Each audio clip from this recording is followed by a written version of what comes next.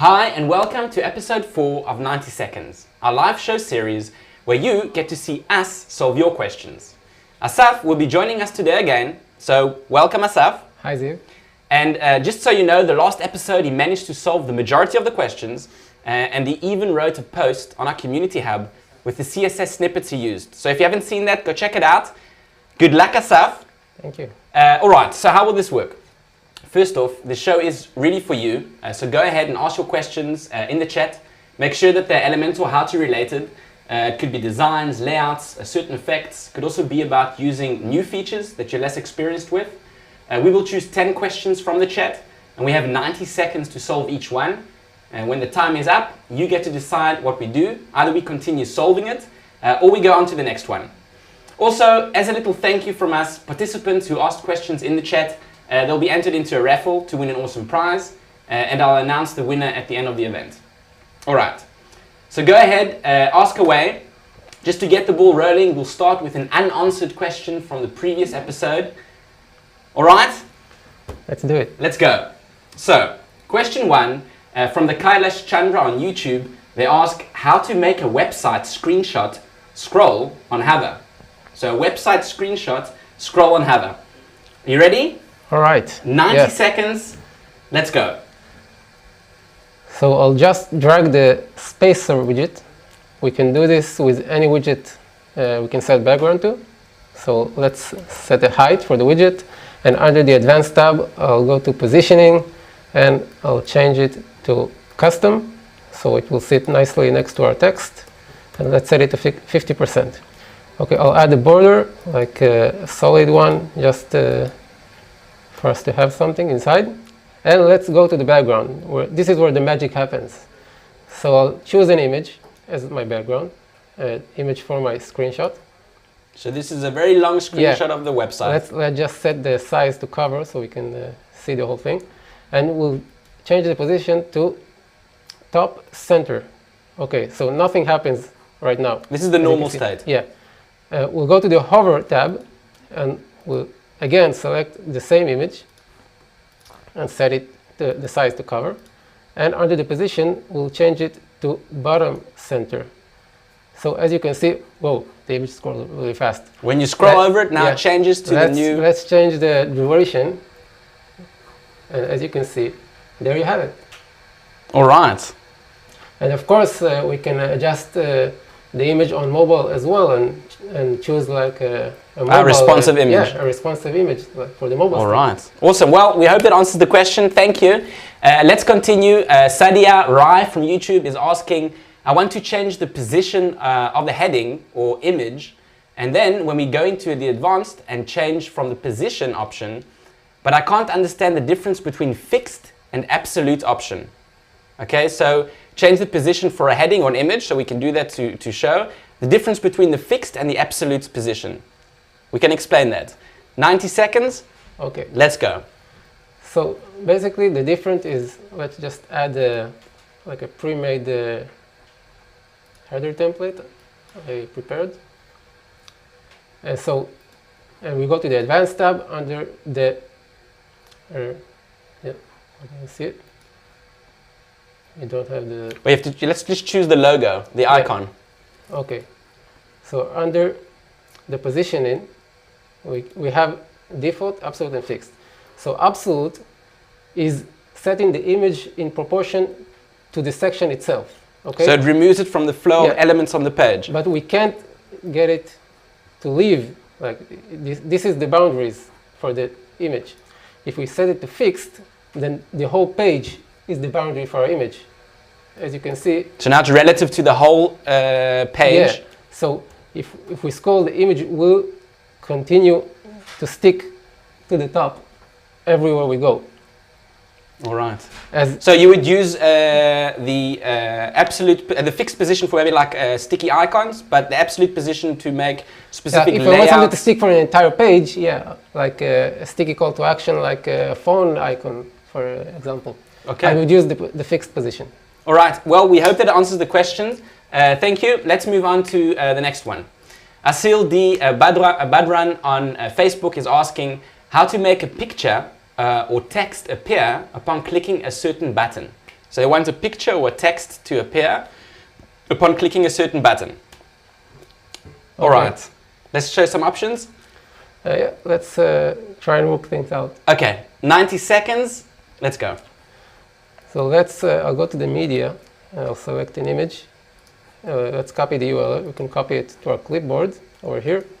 And on our button, I can just paste the link for the image. And if I click the button, then the image will open. Oh, great. This is a light box. Yeah. So That's I cool. hope... well, that was a quick yeah. answer. All right, cool. Well, we hope that answers the question. Let's move on to the next one. TC on YouTube is asking, how can I have different templates for posts? How can I do that? So he wants to have different templates for posts. Okay. 90 seconds? Yeah. Let's go. Okay, so we'll go to our post section and under the categories, and it's important that we have several categories already set. We can also use tags, it's the same thing. And now I'll go to my theme builder and look at my single post template. I have a single post already made. Let's just edit it. So this is my single post template, and if I go to the little icon on the bottom here for the display conditions, now it's set to all posts. This template will be applied to all my posts. If I want to change that, I could set it to only post inside a specific category. Like, let's say this template will be only for posts inside the blog category. And I can also do this the same, create another single template and apply it to the different category. Okay, so that way we can have as many templates as we want. Okay, great. Well, we hope that answers the question by using a theme builder and the display conditions. Yeah. So thank you. And let's move on to the next one. Felicia Fox on YouTube is asking, how do you create a payment form that links to PayPal or other payment forms?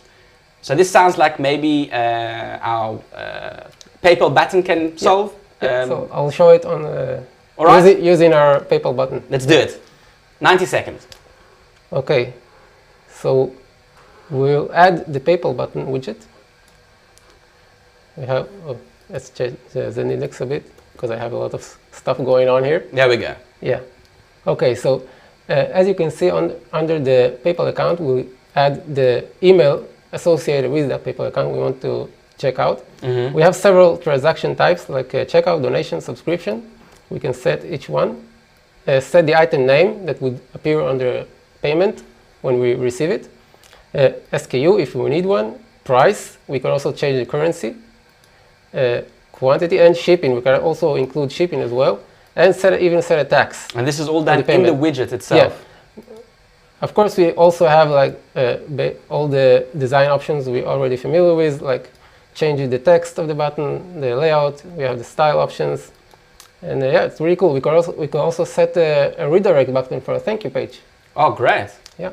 Okay, so I hope that answers the question. Let's move on to the next one. Maud is asking on Facebook, what should we use for the font? Pixels, EM, or REM? That will work on all devices. All right, so maybe we can explain the difference between pixels and EM. Are you ready? 90 seconds, let's go. Okay, so I'll just go to my title here and I'll click to open my typography settings. As you can see, we have pixels, EMs, REMs, and VW. So pixels, we all know pixels. I set it to 72, it will stay 72. I can also change it for mobile and tablet. So EM is a bit more complicated because EM will calculate this title font size according to the font size of its parent section. So it's a relative unit. Yeah, it's a relative. So if we have like types inside type, this let's change it to EM and get the same size. So EM like looks, 1 is the same size as the parent. So the parent would be like the browser defined it to be 12 pixels or 16 pixels. Yeah, it's not specifically the browser. All right. So if we set it to 2, it will be 2 times the parent. The parent. Yeah. So okay. And then when you move to the tablet or desktop, What it will do is it will be relative to that screen size, right? So it will stay the same. No, that's the whole point. It's not responsive. VW is responsive. All right. So if I change the font, like 15 VW, and I'll go to my... View W stands for viewport width. Yeah, viewport. So as you can see, the font here will change according to the screen size. Yeah. All right. So the time is up. We hope that answers the question. Joseph on YouTube is asking how to create a responsive floating element. All right. A responsive floating element.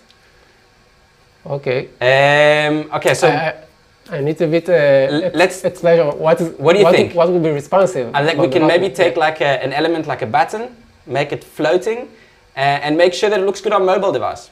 Yeah. Okay. All right. Let's do it. 90 seconds. Let's go. So I'll just use the same button I already have here. I'll go to the Advanced tab under the Positioning, and because I wanted to stick to the entire page, we'll set it to be fixed. So I'll change the direction to right, horizontal, and at the bottom, let's just move it a bit away,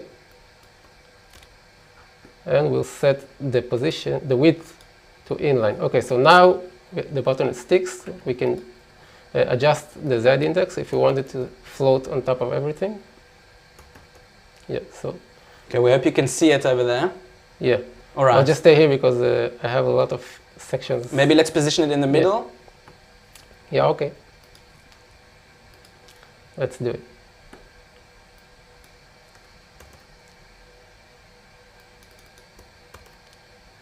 So all right. Let's just quickly jump to the responsive mode.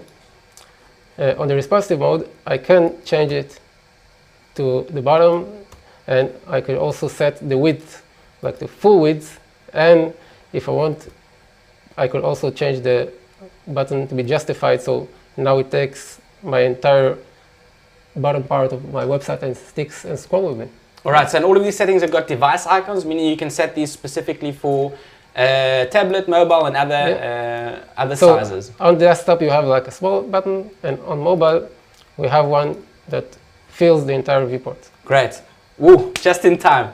All right, we hope that answers the question. Let's move on to the next one. Danny on YouTube is asking, hi Elementor, hi, how to change the default breakpoint. So the default breakpoint, I want to change that. All right, I think we can show that. Maybe. Yeah. Okay, so 90 seconds. Ready? Yeah. Let's go. So my responsive bar, as you can see on the top here, is already open, and if we wanted to open it from the start, we'll click the responsive mode icon on the bottom, and I could go to the little cog icon here, and it says manage breakpoints. So if I click it, it would open up my default breakpoints. As you can see, my default mobile breakpoint is 767 pixels, and my tablet one is 1024 pixels. And I could change it to any number I want. And all right. Okay. Well, we hope that answers the question. Yeah. Of course, you can also add additional custom breakpoints. Yeah, you need to still activate this feature from the experience. Of course. Yeah. We've got a lot of tutorials on that as well. Let's move on to the next one. Dan on YouTube is asking, is there any way to center the confirmation checkbox? So he wants to know if he can center the confirmation checkbox. Confirmation of? Maybe in the form, the confirmation checkbox to center it. What do you think it could mean? Maybe like an acceptance? Let's have a look at this type. We have an acceptance. Acceptance is only one option, right? Yeah. Okay. So he wants to center that. So maybe we can show him how to center that, aligning it to the middle maybe. We hope that this is the question. Let's see, 90 seconds. Yeah. Let's go. So we will need to use some CSS for it. So click to inspect and just let's see what the code looks like. So basically this entire form field, it's called Elementor field option. I'll click, you can see this uses flex. I click and copy it, the class. I go to the Advanced tab. Under the custom CSS, let's add a selector followed by the class of the field we just copied. and we can set the justify to center. No. We'll just add any class until we find it. Maybe it's the text align. Yeah, it's the text align. Oh, so great. we don't need the justify. Okay, so that's great. It. If we want like to align the entire form, we could just search for the selector that holds all the fields and have all of them centered. Okay, great. Well, we hope that answers the question. Let's move on to the next one. Nora on YouTube is asking, how do you make proper use of the Navigator? Okay, so that's an open question. Maybe you can demonstrate some great uses of the Navigator. 90 seconds. Let's go. Okay, so as you can see in my hero section, I have this shape that grows when I scroll, and I also have a title and a text and a button. So there's a lot of going on in this section. If I want to select the spacer and change its value, so now I can touch it, but so there's a lot of different levels, Z-index. We have a lot of levels of elements, so we can access the inspector in several ways. We can right-click on one of our elements and click the Navigator, and it will show us this element in the Navigator panel. So it will show all of the elements, all the sections, and all the columns. So now I can see every widget I have in this section, so I can access them more easily. Okay? All right. So if I want to drag and move them, it's a very simple way to do it. And the Navigator also indicates if you have custom CSS or if you have other motion effects going on. We have this tiny indicator that tells us we have a custom CSS. I would recommend to start using the Navigator. The Navigator we can also detach, right? We can also move it around a bit if it's. We can float it anywhere we want. All right. So it. Go ahead. What were you gonna say? Yeah, I'd recommend anyone to start using the Navigator as a workflow tip. Especially if you're using advanced. Especially if you're using absolute positioning, a lot of layers on top of each other. All right. Thank you. Okay. We hope that answers the question. Let's move on to the last question for today. Vinati on YouTube is asking how to stop horizontal scroll on mobile devices. So he wants to stop the horizontal scroll on mobile devices. Okay. 90 seconds. Last question. Asaf, you ready? Yeah. Let's do it. So let's take this section for example. We have a media carousel, which, as you can see, I changed the margins for negative margins so that the carousel will cut a bit out of the viewport. Okay. So if you go to section settings, I did set the overflow to hidden. Let's just set it to the default one. And if I'll go to the mobile view, as you can see, scrolling to the left and right, it would actually show the content. Yeah, because of this element is exiting the viewport, all we have to do just go to the section that holds our element and set the overflow to hidden. That's it. If you're having a bit of trouble figuring out what is the section that causes your issues, what I'd recommend is click the inspect and just start deleting sections. It won't actually delete them from a page, so don't worry. Just start deleting sections until you find the one that causes the problem. If you're on the front end on your phone or on the desktop, just move to the right and move to the left, and you can see which content is sticking out. And then what you say is just go to that section and make sure you set it overflow to hidden, and problem solves. All right. Well, we hope that answers the question. All right. So the 4th episode has come to an end. Let's just give a big round of applause to Asaf. Really did a great job. Very challenging questions today. Absolutely. We hope you enjoyed it as much as we did and you learned something new.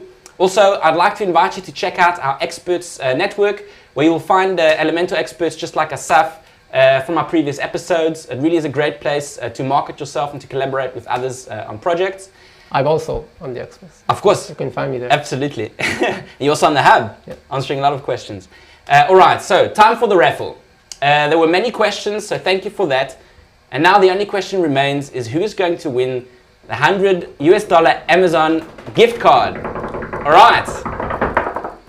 And the winner is everybody ready? The winner is Felicia Fox. All right, so congratulations. Please contact us today via the 90 seconds, that's 90sec at elementor.com, so we can give it to you. And that's it. Thank you for joining, and see you in the next episode, which is set to take place January 6th, exactly 2 weeks from now. So keep your eyes peeled on our social media, and also make sure to come prepared with your how-to questions. Lastly, this show really is for you, so we'd like you to, if you got the time, to please answer our short survey, so we can just get your feedback and make it even better. So thank you, and ciao for now. Bye.